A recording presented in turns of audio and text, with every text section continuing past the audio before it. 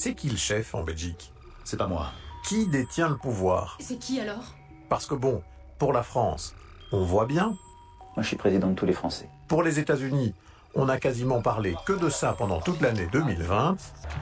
Mais en Belgique alors, qui est vraiment le chef de l'État? Cette question aux élèves de la Maison des Phénix, une toute nouvelle école à Brugelette, dans le Hainaut. À prendre parce que c'est plus important et que c'est lui qui doit prendre les grandes décisions.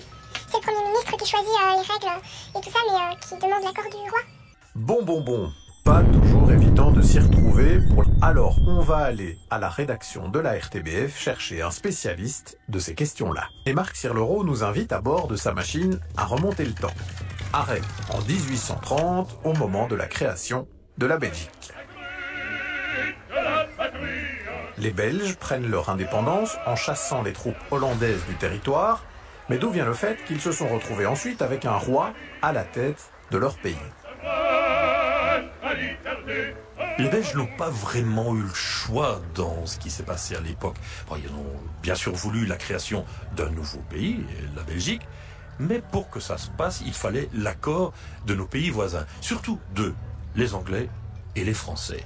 Tous les deux avaient un regard sur ce qui allait se passer en Belgique.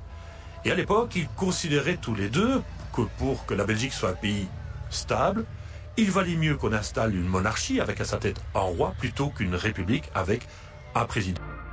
Et ils ont même été plus loin, parce qu'il fallait trouver un roi pour la Belgique. On va prendre un prince allemand. Yes, my lord. Le prince allemand qui vivait en Angleterre, qui avait d'ailleurs épousé en première noces une Anglaise, ça a été accepté surtout que quand il s'est remarié, il épousait une Française. Donc vous voyez, il y avait le compromis qui a été trouvé entre les Anglais et les Français pour savoir quel type de pays on allait faire, une monarchie, et qui on allait installer sur le trône. Et donc en 1830, on a décidé de faire de la Belgique une monarchie constitutionnelle et parlementaire.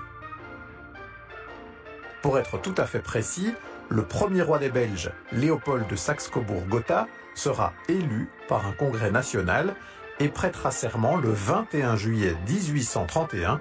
C'est d'ailleurs cette date qui est devenue notre fête nationale. Ça va? Ouais, c'est pas faux. Ça veut dire quoi ça au fond?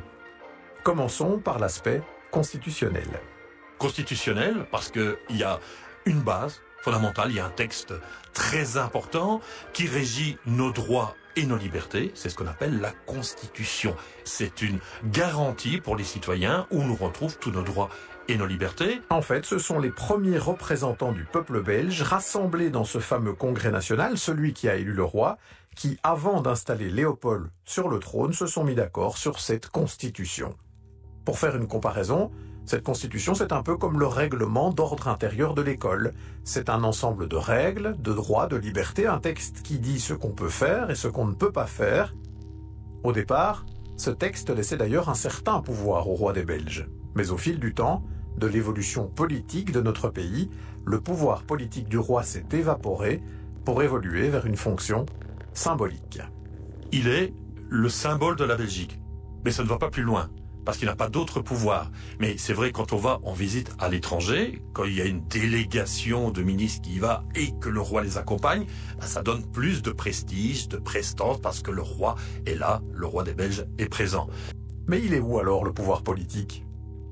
Revenons à la deuxième partie de ce que nous disait Marc Sirlereau tout à l'heure. Une monarchie constitutionnelle et parlementaire. Parlementaire donc.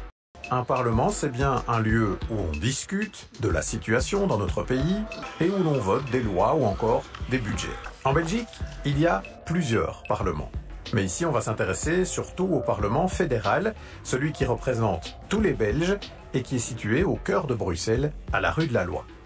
Dans ce Parlement, il y a ce qu'on appelle la Chambre des représentants. Et comme son nom l'indique bien, on y retrouve les représentants du peuple, les députés.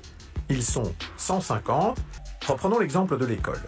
Dans beaucoup d'écoles, on élit des délégués de classe, 1 ou 2 par classe. Ces délégués vont ensuite aller représenter tous les élèves de leur classe dans un conseil de participation pour toute l'école où ils vont retrouver des délégués des autres classes. Eh bien, la Chambre, c'est un peu pareil. Sauf que les classes, ce sont les différentes provinces de notre pays. Tous ces représentants des Belges vont se retrouver dans la même chambre. Alors maintenant, on est quand même bien curieux de savoir ce que vous allez faire. C'est ensuite sur base de cette chambre, des députés qui représentent les Belges, que l'on va constituer le gouvernement. les citoyens belges votent et décident quels sont les députés et les partis qui seront représentés au Parlement. Et sur base des choix électoraux des citoyens, on forme des coalitions, on forme des gouvernements. Et ce sont les gouvernements qui décident. En Belgique, il y en a 6. Il y a le gouvernement fédéral qui est dirigé par Alexander De Croo. Et puis, il y a d'autres gouvernements au niveau des régions et des communautés. Gouvernement wallon, bruxellois, de la Fédération Wallonie-Bruxelles, de la communauté germanophone et de la communauté flamande. Donc, il y a 6 gouvernements en Belgique. Ce sont ces gouvernements-là qui dirigent le pays et non pas le roi qui n'a quasiment aucun pouvoir. Et chez nos voisins français, ça se passe comment alors? Là, il n'y a pas de roi, mais un président qui est élu directement par tous les électeurs français en 2 étapes. D'abord, un premier tour avec pas mal de candidats. 11 candidats interrogés ensemble. Aucun candidat ne se détache en tête des sondages. Ils sont même 4 au coude à coude. Puis, un second tour où ce sont les 2 premiers qui s'affrontent.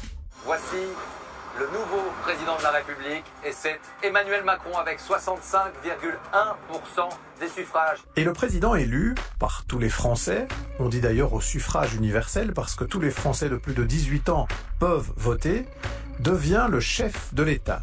Un chef de l'État qui, là, a vraiment beaucoup de pouvoir sur les choix politiques. Parce que c'est notre projet! Mais aussi sur la désignation des membres du gouvernement. On a donc 2 systèmes bien différents. Chez nous, le chef de l'État a une fonction symbolique qui se transmet de père en fils ou en fille. En France, le chef de l'État a une vraie fonction politique avec beaucoup de pouvoir. Et pourquoi en Belgique on n'a pas de président? À vrai dire, rien n'empêche les Belges de décider un jour d'abolir la monarchie et de mettre en place une république avec un président.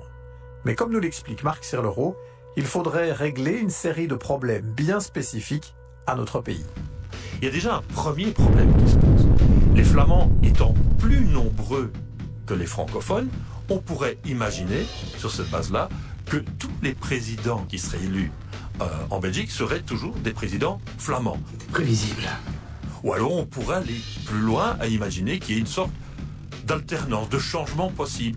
Imaginons qu'un président soit élu pour la Belgique tous les 5 ans, et on se dit, une fois c'est un flamand, la fois d'après c'est un francophone, la fois d'après c'est un flamand, la fois d'après c'est un francophone. Alors ça poserait une autre question, est-ce que ce serait vraiment démocratique? Est-ce que ça serait démocratique aussi si c'était tout le temps un flamand?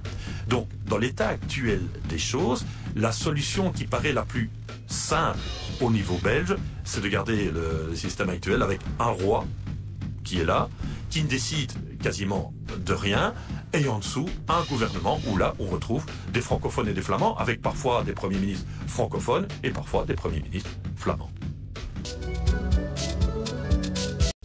Un roi sans pouvoir qu'on ne choisit pas, un président avec du pouvoir que l'on peut choisir, et toi là, qui nous écoutes, tu en penses quoi ?